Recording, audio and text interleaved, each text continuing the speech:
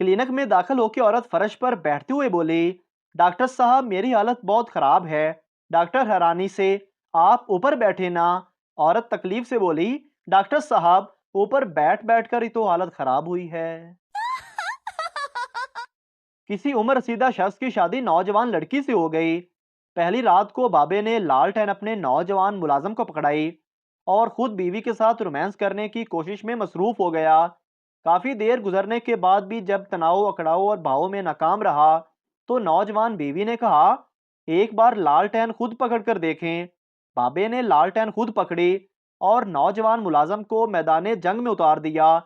अगले ही लम्हे नौजवान बीवी की चीखें और टांगे एक साथ फिजा में बुलंद हुई और काफी देर तक बुलंद रही। जब नौजवान फारग हुआ तो बाबे ने कहा, ओए चवला, कुछ सिख मेरे कोलो, इंज लालटेन फड़ी दिए। सर्दियों की रात थी, बिजली बंद थी। गांव में एक घर के दरवाजे पर दस्तक हुई। अंदर से औरत ने पूछा, कौन? जवाबन एक मर्द बोला, तुम्हारा खावंद बूटा। औरत घबरा कर बोली, हाय मैं मर गई, फिर अंदर कौन है? एक शख्स कागज पर कुछ लिख रहा था। दोस्त ने पूछा, यार क्या लिख रहे हो? दोस्त बोला, यार मैं अपने आप को खत लिख रहा हूँ। दोस्त मुस्कुराते हुए, खत में अपने आप को क्या लिख रहे हो? दूसरा दोस्त, ओए बेवकूफ आदमी, जब खत मुझे मिलेगा तो तभी पता चलेगा ना कि इसमें क्या लिखा हुआ है। मौत के फरिश्ते ने आकर बाबा जी को बताया कि मैं तुम्हारी जान लेने आया हूँ। तो बाबा जी मुस्कुराए और साथ में अपनी बीवी की तरफ इशारा करके बोले, ये बैठी है, ले जाओ। पुलिस इंस्पेक्टर, हमें इतला मिली है कि आपके घर में धमाका खेज मवाद मौजूद है।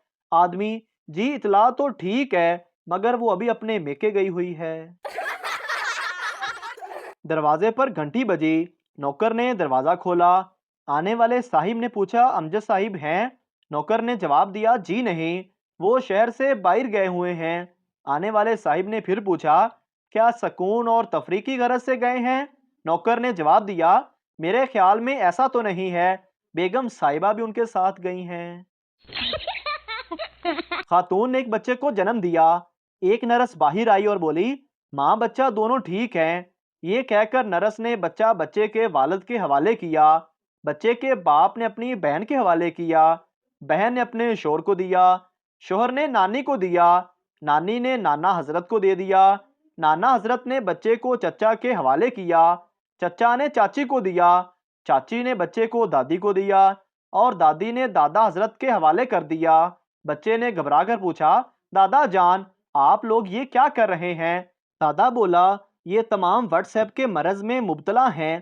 तू नया नया आया है ना, इसीलिए तुझे फॉरवर्ड कर रहे हैं। शोहर, बताओ पहले हैरान करूं या परेशान? बीवी, हैरान करो। शोहर, ये देखो मेरा 10 इंच का है। बीवी, वाह, अब परेशान करो। शोहर, ये खड़ा नहीं होता। एक शख्स ने प्राइम मिनिस्टर सेक्रेटेरिएट फोन किया तो उससे पूछा गया, हम आपकी क्या मदद कर सकते हैं? वो बोला, मैं वजीर आजम बनना चाहता हूँ। जवाब मिला, क्या तुम पागल हो? उस शख्स ने इत्मीनान भरी सांस ली और मजीद पूछा, ये एक ही शर्त है या इसके अलावा कोई और भी शर्त है? एक आदमी वकील के पास गया और कहा कि मैं अपनी बीवी को तलाक देना चाहता हूँ, कितने पैसे लोगे? वकील ने कहा, 5 लाख रुपए। आदमी बोला, इतने तो शादी पर काजी ने भी नहीं लिए थे। वकील ने कहा, देख लिया ना फिर, सस्ते कामों का नतीजा। औरतों के दो बड़े मसाइल। हर औरत को रोजाना कपड़ों की अलमारी खोलने पर दो बड़े मसाइल का सामना करना पड़ता है। नंबर 1, कपड़े रखने के लिए जगह नहीं है। नंबर 2, पहनने के लिए कोई कपड़ा नहीं है। एक मुलाजमा से बर्तन टूट गया। मालकन बेहद गुस्से में बोली, बदतमीज, तुम हर रोज कुछ ना कुछ तोड़ती रहती हो। मालकन का बच्चा ये मंजर देख रहा था। उसने पूछा, अम्मी, ये बदतमीज क्या होता है? मालकन ने सोचा कि बच्चा कुछ गलत ना सीख जाए तो वैसे ही बोल दिया कि तंदुरुस्त। दूसरे रोज मालकन ने फिर से नौकरानी को किसी बात पर डांटते हुए कमीनी बोल दिया। बच्चे ने फिर पूछा, अम्मी, ये कमीनी क्या होता है? मालकन बोली, बेटा, कमीनी का मतलब कमजोर।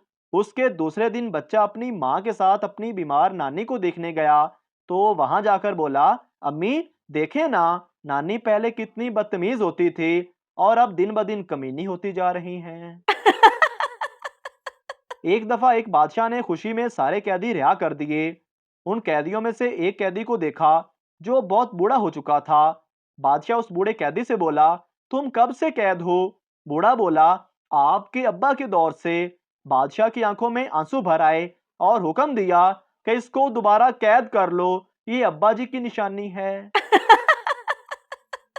लड़का जूस वाले से, जल्दी से जूस दे दो, लड़ाई होने वाली है। एक गिलास पीने के बाद लड़का, एक गिलास और दे दो, लड़ाई होने वाली है। दो गिलास पीने के बाद फिर से बोला, जल्दी से एक गिलास और दे दो। जूस वाला बोला, ये लड़ाई कब होगी? लड़का, जब तुम पैसे मांगोगे। एक देहाती ने किसी मौलवी से पूछा, जनाब क्या जन्नत में भी हुक्का मिलेगा? मौलवी साहब नाराज होकर बोले, हुक्का तो जरूर मिलेगा, मगर उनके लिए आग दोजख से लाना पड़ेगी। हमने एक पड़ोसी को सालन भेजा, उसने जवाबन हमें पकौड़े भेजे। हमने वो पकौड़े अपने दूसरे पड़ोसी को भेज दिए, तो जवाबन उन्होंने हमें वो सालन भेजा जो हमने पहले पड़ोसी को भेजा था। किसी को पता है कि दिल पर रखने वाला पत्थर कहां से मिलेगा और कितने किलो का होना चाहिए? किसी के जख्मों पर नमक छिड़कना हो तो कौन सा ठीक रहेगा, सादा या आयोडीन वाला? वो पूछना यह था कि बाढ़ में जाने के लिए रिक्शा ठीक रहेगा या टैक्सी? कोई बता सकता है कि लोग इज्जत की रोटी कमाने में लगे हुए हैं, कोई इज्जत का सालन क्यों नहीं कमाता? एक बात बताइए कि जो ये डिनर सेट है उसमें लंच कर सकते हैं क्या? पप्पू ने 25 रुपए लिए, बीवी के सर पर वार कर सदका उतारा और उसमें 75 रुपए डालकर 100 रुपए का इजी लोड करवा लिया। बीवी ने पूछा, ये क्या किया? पप्पू बोला, 75 रुपए का बैलेंस मेरे पास आ गया और 25 रुपए का सदका गवर्नमेंट को चला गया, हिसाब बराबर।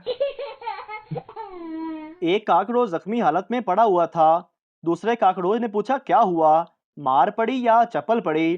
पहला काकड़ोच, नहीं यार, ये लड़कियां हमें देखकर इतना चिल्लाती हैं कि हार्ट अटैक हो गया। पुलिस वाला, डबल सवारी पर पाबंदी है और तुम 4 बैठकर जा रहे हो। पप्पू, ओए बगैर तो पंजवा किथे सुट आए हो, उन्हें तो सानू रोटी खवानी सी। मैंने अम्मी से कहा, मुझे लगता है कि आप लोगों ने मुझे कहीं से गोद लिया हुआ है। अम्मी ने फौरन जवाब दिया, बेटा अगर हमने गोद ही लेना होता तो तुम जैसी चवल क्यों लेते, देखभाल कर कोई अच्छा बच्चा ना ले आते। शोहर, ये कैसी दाल पकाई है, ना नमक ना मिर्च, तुम सारा दिन मोबाइल में लगी रहती हो, कुछ पता ही नहीं चलता तुम्हें क्या डालना है क्या नहीं। बीवी, पहले आप मोबाइल साइड पर रखकर खाना खाइए, कब से देख रही हूँ पानी में डबो डबो कर रोटी खा रहे हैं। मियाँ बीवी में झगड़ा हो गया तो बीवी ने अपनी माँ को फोन किया कि मेरा उनसे झगड़ा हो गया है, मैं 3-4 महीने के लिए आपकी तरफ आ रही हूँ। माँ बोली, बेटा झगड़ा उस कम वक्त ने किया है, सजा भी उसे मिलनी चाहिए, तू रुक बेटी, मैं आती हूँ तुम्हारी तरफ, वो भी 5-6 महीने के लिए। एक सरदार ने अपने दोस्त से कहा, मेरे घर में बस मेरा हुक्म माना जाता है, मैं जब भी कहता हूँ गर्म पानी ले आओ तो उसी वक्त ले आते हैं। दोस्त ने पूछा, तुम गर्म पानी क्यों मांगते हो? सरदार ने कहा, क्योंकि गर्म पानी से बर्तन और कपड़े आसानी से धुल जाते हैं। एक आदमी भागता हुआ होटल के मैनेजर के पास आया और बोला, जल्दी चलो, मेरी बीवी होटल की खिड़की से कूदकर जान देना चाहती है। मैनेजर ने पूछा, लेकिन मैं क्या कर सकता हूँ? आदमी ने कहा, खिड़की नहीं खुल रही, जल्दी से चलकर खिड़की खोल दें। मोहतरम नाजरीन, अगर आपको हमारी वीडियो अच्छी लगी है तो हमारे इस चैनल को सब्सक्राइब ज़रूर कर दीजिए ताकि आपको इस तरह की और मज़ाया वीडियोस फौरी और बर वक्त मिलती रहें।